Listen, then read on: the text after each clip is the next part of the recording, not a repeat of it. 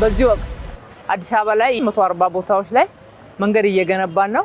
ከነኚህ ውስጥ ወደ 104 የሚሆኑትን ፕሮጀክቶች በራስ አቅም በአዲስ አበባ መንገዶች ባለስልጣን እየገነባን ያለ ነው። ሌሎችን ደግሞ በኮንትራክተሮች ነው እየገነባን ያለ ነው።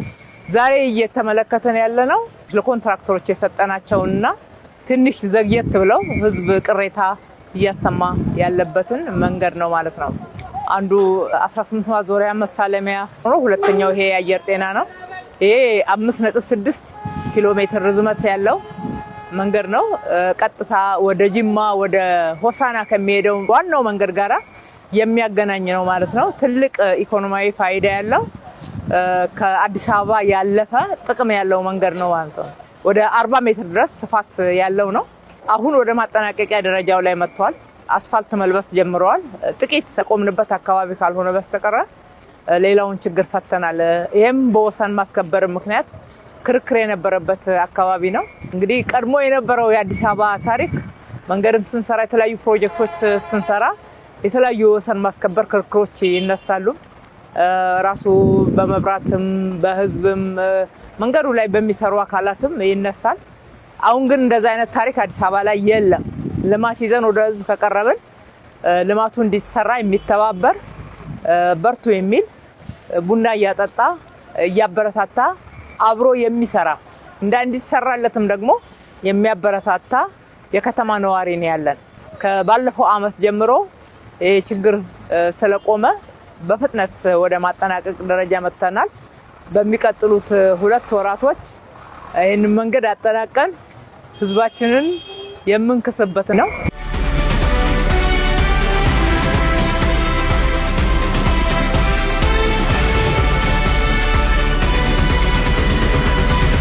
ይሄ መንገድ በተለያዩ እክሎች ምክንያት የዘገየ መንገድ ነው። ከረም ብሏል ከተጀመረ። የመጀመሪያውን ኮንትራክት አቋርጠን እንደገና አሁን ለአዲስ ኮንትራክተር ሰጥተን የጀመርነው ነው። መንገዱ በአብዛኛው የዘገየው መንገዱን ማስፋት በጣም አስፈላጊ ስለነበረ ዲዛይኑም የተሰራው እንደዛ ነው። በአካባቢው ላይ ከፍተኛ የኢኮኖሚ እንቅስቃሴ ያለበት ሰፊ ማህበረሰብ የሚጠቀምበት ከመሆኑ አንፃር መንገዱን ዲዛይን ባደረግነው ልክ ከአካባቢው የወሰን ማስከበር ችግሮች አጋጥመውን ነበርና እነሱ ወደ ፍርድ ቤት ስለሄዱ የፍርድ ቤት ክርክር ነበረበት። እሱን ከጨረስን በኋላ የዋጋ ጭማሪ በማስከተሉ ምክንያት ከመጀመሪያው ኮንትራክተር ሳንግባባ ቀርተን ወደ ሁለተኛው ኮንትራክተር አምጥተነዋል። አሁን ከጀመርን በኋላ ግን በከፍተኛ ፍጥነት እየተሰራ ያለ መንገድ ነው። የዘገየውን ጊዜ ለማካካስ እየሮጥን ያለ ነው። መንገዱ ወደ 3.3 ኪሎ ሜትር ርዝመት ያለው ትልቅ የመሸጋገሪያ ድልድይ ያለው፣ ወደ ጦር ኃይሎች ደግሞ ስንሄድ የመሸጋገሪያም አንደርፓስም ጭምር ያለው መንገድ ነው። ነባሩን የቀለበት መንገድ ጭምር ማሻሻያ የሚያደርግ መንገድ ነው። ለእግረኛ መንገድ ይጨምራል። የተሽከርካሪውን መንገድ ይሰፋል። ወደ 6 ሌኖች አሉት። በግራና በቀኝ 3 ሌኖችን ይዞ ነው እየተሰራ ያለው። አሁን በጥሩ ሁኔታ በፍጥነት እየሄደ ነው ያለው። የስዌሬጁ ድሬኔጁ ሁሉም እንደ አዲስ ነው የሚሰራው። የመብራት መሰረተ ልማት፣ የቴሌኮም መሰረተ ልማት፣ የአይቲኤስ መሰረተ ልማት በኮሪደር ስታንዳርድ አሁን እያሻሻልን የመንገድ ስታንዳርድ ብለን ያስቀመጥነውን በከተማችን በዚህ መንገድም ላይ በተሟላ ሁኔታ የምንተገብረው ይሆናል። እሱም ብቻ አይደለም፣ ማህበረሰቡ እንደምታዩት ሰፊ ነዋሪ ነው ያለው።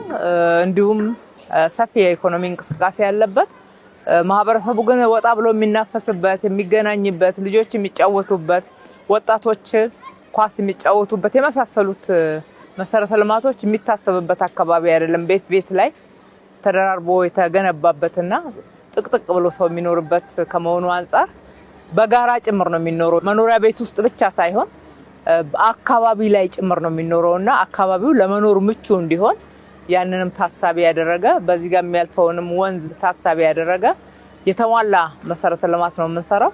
በሚቀጥለው አመት ታህሳስ ለመጨረስ ተክተን ሌትና ቀን እንሰራለን።